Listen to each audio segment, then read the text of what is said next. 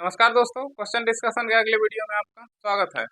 तो चलिए शुरू करते हैं। आज का क्वेश्चन है कि 12 किलोग्राम की एक वस्तु जब भूमि से 5 मीटर की ऊंचाई पर हो तो उसमें निहित ऊर्जा कितनी होगी। दिया गया जी का मान 9.8 मीटर पर सेकंड स्क्वायर। क्वेश्चन है कि 12 किलोग्राम की एक वस्तु यानी एम का मान दिया हुआ है 12 किलोग्राम, भूमि से 5 मीटर की ऊंचाई पर एच का मान दिया हुआ है 5 मीटर, उसमें निहित ऊर्जा कितनी होगी। ऊंचाई के कारण जो ऊर्जा होता है स्थितिज ऊर्जा, यानी स्थितिज ऊर्जा पूछ रहा है। तो स्थितिज ऊर्जा का फॉर्मूला होता है एम जी एच। मान रख दीजिए, आंसर आ जाएगा 12। जी का मान दिया हुआ है क्वेश्चन में 9.8 और एच का मान दिया हुआ है 5। गुना भाग कर दीजिए, 12 पंच 60 और 60 को इससे गुना कीजिएगा, 60 को इससे गुना कीजिएगा तो 8 छः के 48 और 9 छः के 54, 54 4 58, 588 जूल। इसका सही आंसर होगा 588 जूल। देखिए किस ऑप्शन में, ऑप्शन डी। अगला क्वेश्चन है कि पृथ्वी की ओर मुक्त रूप से गिरने वाले पिंड की कुल ऊर्जा में क्या परिवर्तन होगा। क्वेश्चन है कि पृथ्वी की ओर मुक्त रूप से गिर रहा है कोई पिंड है जो पृथ्वी की तरफ मुक्त रूप से गिर रहा है। ये पृथ्वी है, इधर ये मुक्त रूप से गिर रहा है। तो जैसे जैसे पृथ्वी की तरफ गिरेगा इसमें क्या होगा, गति बढ़ेगा, और गति बढ़ेगा तो गति ऊर्जा बढ़ेगा, और जैसे जैसे नीचे आएगा तो ऊंचाई क्या होगा, घटेगा, और जब ऊंचाई घटेगा तो स्थितिज ऊर्जा घटेगा। यानी स्थितिज ऊर्जा का फॉर्मूला होता है एम जी एच और गतिज ऊर्जा का फॉर्मूला होता है हाफ एम वी स्क्वायर। अगर गति बढ़ेगा तो गतिज ऊर्जा बढ़ेगा, यानी गति वेग बढ़ेगा तो गतिज ऊर्जा बढ़ेगा, और ये घटेगा तो ये घट जाएगा। जैसे जैसे ऊंचाई बढ़ेगा तो स्थितिज ऊर्जा बढ़ेगा, और जैसे जैसे ऊंचाई घटेगा तो स्थितिज ऊर्जा घटेगा। अब देखिए इसमें ये पिंड जैसे जैसे नीचे आ रहा है, ऊंचाई क्या हो रहा है, घट रहा है, और जब ऊंचाई घटेगा तो स्थितिज ऊर्जा घटेगा, यानी इसका स्थितिज ऊर्जा क्या होगा, स्थितिज ऊर्जा घटेगा। लेकिन जैसे जैसे नीचे आएगा तो इसका वेग क्या होगा, बढ़ेगा, और वेग बढ़ेगा तो गतिज ऊर्जा बढ़ेगा, यानी गतिज ऊर्जा क्या होगा, बढ़ेगा।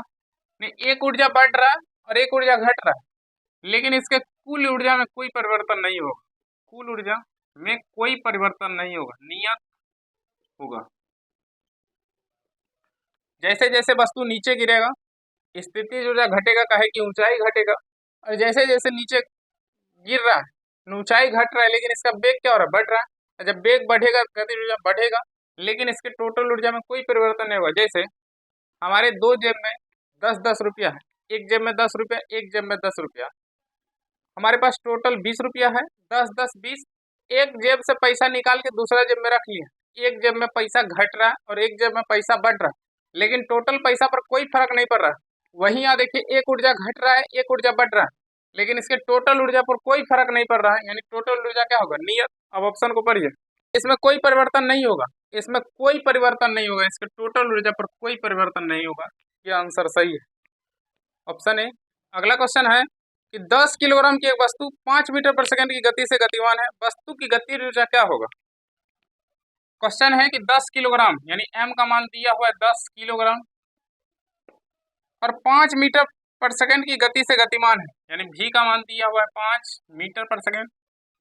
तो वस्तु की गति ऊर्जा क्या होगा, काइनेटिक एनर्जी का फॉर्मूला होता है हाफ एम वी स्क्वायर।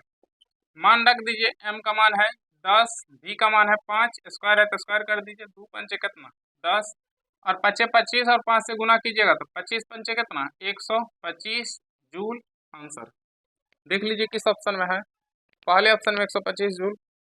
अगला क्वेश्चन है, धरती से टकराने से तुरंत पहले यदि 2 किलोग्राम द्रव्यमान की एक वस्तु की गतिज ऊर्जा 400 जूल है, इसे किस ऊंचाई से गिराया गया था। जी का मान 10 मीटर पर सेकंड स्क्वायर।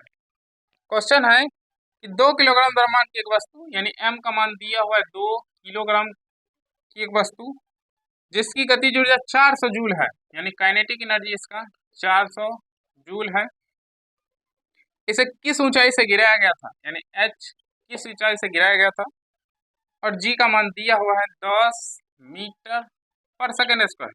तो हमको एक चीज बताइए, किसी वस्तु में ऊंचाई के कारण जो ऊर्जा होता है स्थितिज ऊर्जा, यानी ऊंचाई के कारण जो ऊर्जा होगा उस स्थितिज ऊर्जा, और जब ऊंचाई पर जो वस्तु होगा तो स्थितिज, लेकिन छोड़ दीजिएगा किस में बदल जाएगा, गतिज में, यानी इसका स्थितिज ऊर्जा किस में बदल गया, गतिज में, यानी स्थितिज ऊर्जा किसके बराबर हो जाएगा, गतिज ऊर्जा के, यानी इसका यहाँ स्थितिज ऊर्जा गतिज ऊर्जा के बराबर कर दीजिए। स्थितिज ऊर्जा किसके बराबर होगा, गतिज ऊर्जा के, अब मान रख दीजिए, आंसर आ जाएगा। स्थितिज ऊर्जा का फॉर्मूला था mgh, और गतिज ऊर्जा हमको दिया हुआ है कितना, 400 जूल। m का मान कितना दिया हुआ, 2, g का मान है 10, h हमसे पूछ रहा था 400। अब काट खोट कर दीजिए, 0 से 0 और 2 से काटिएगा तो 20 बार में, यानी h कितना ऊंचाई से गिराया गया था, 20 मीटर की ऊंचाई से, यानी इसका सही आंसर क्या होगा, 20 मीटर। देखिए किस ऑप्शन में है, सी ऑप्शन में है। अगला क्वेश्चन है कि निम्नलिखित में किसमें स्थितिज ऊर्जा होती है, बांध का पानी, उड़ता हुआ वायुयान, गिरता हुआ वायुयान, दौड़ता हुआ धावक। तो किसी वस्तु में स्थिति के कारण या उसमें ऊंचाई के कारण या उसमें आकार में परिवर्तन के कारण जो ऊर्जा होता है स्थिति, और किसी वस्तु में गति के कारण जो ऊर्जा होता है उसे गतिज ऊर्जा। अब देखें, बांध का पानी, एक है बांध का पानी, तो बांध के पानी, बांध में कुछ न कुछ ऊंचाई होगा और उसमें ऊंचाई के कारण जो ऊर्जा होगा उसे स्थितिज ऊर्जा, यानी बांध का पानी में कौन सी ऊर्जा होगा, स्थितिज ऊर्जा। अब उड़ता हुआ वायुयान, उड़ता हुआ वायुयान, उड़ता हुआ वायुयान की बात करें, ऊंचाई पर उड़ेगा, और ऊंचाई पर उड़ेगा तो उसमें ऊंचाई होगा, तो ऊंचाई के कारण जो ऊर्जा होगा उसे स्थितिज, और उड़ रहा तो उसमें गति भी होगा, और गति के कारण जो ऊर्जा होगा गति, और उस दोनों ऊर्जा के योग को यांत्रिक ऊर्जा कहते हैं। इसलिए उड़ता हुआ वायुयान में यांत्रिक ऊर्जा।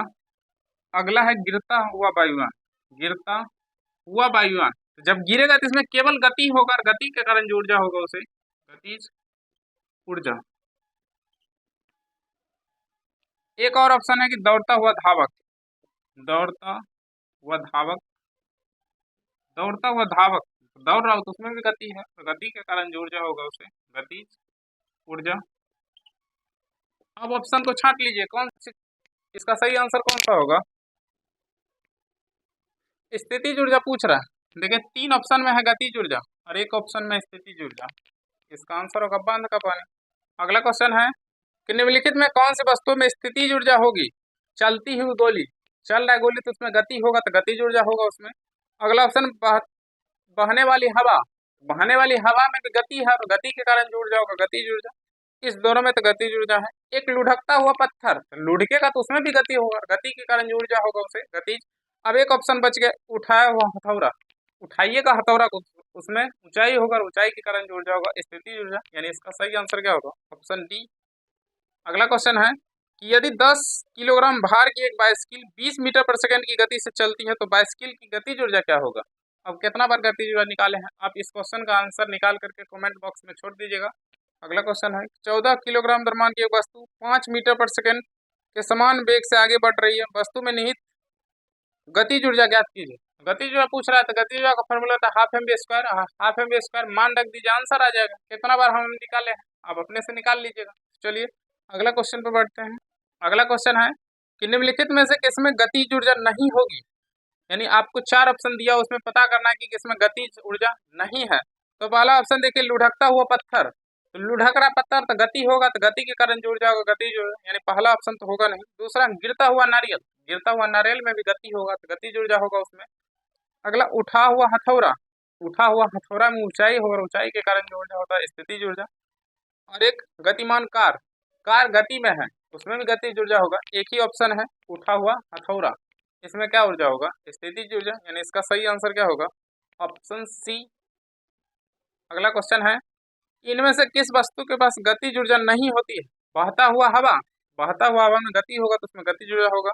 उठा हुआ हथौड़ा, उठा हुआ हथौड़ा में ऊंचाई होगा तो ऊंचाई के कारण स्थितिज ऊर्जा होगा। देखिए आंसर क्या होगा इसका, ऑप्शन बी, यानी स्थितिज ऊर्जा इसमें है, और हमसे पूछ रहा था कि गतिज ऊर्जा नहीं है, तो ऑप्शन बी में क्या है, स्थितिज ऊर्जा।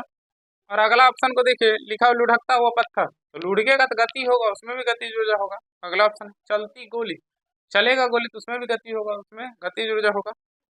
अगला क्वेश्चन है, 70 किलोग्राम के भार को उठाने के लिए 9800 जूल की ऊर्जा का प्रयोग किया गया, भार को डैश की ऊंचाई तक उठाया गया, तो ऊंचाई के कारण जो किया गया कार्य होता है उसे स्थितिज ऊर्जा, और स्थितिज ऊर्जा का फॉर्मूला था mgh। देखिए ऊर्जा का मान दिया हुआ है क्वेश्चन में 9800 जूल, m का मान दिया हुआ है 70 किलोग्राम, और g का मान 10 मान लीजिए, और h हमसे पूछ रहा है, तो जो कट रहा है उसको काट दीजिए, 0 से 0, 2 0 इधर खत्म, 7 से काटिएगा कितना, 14 बार में, यानी h कितना ऊंचाई, 14 मीटर की ऊंचाई तक उठाया गया। h का मान कितना आ गया, 14, यानी 14 मीटर की ऊंचाई तक उठाया गया। देखिए किस ऑप्शन में, पहले ऑप्शन में 14 मीटर, उम्मीद करते हैं कि ये डिस्कशन आपको अच्छा लगा होगा। अगर अच्छा लगा होगा तो लाइक शेयर सब्सक्राइब कर दीजिएगा, साथ में कमेंट भी कर दीजिएगा। इस वीडियो के लिए इतना ही, मिलते हैं नेक्स्ट वीडियो में, तब तक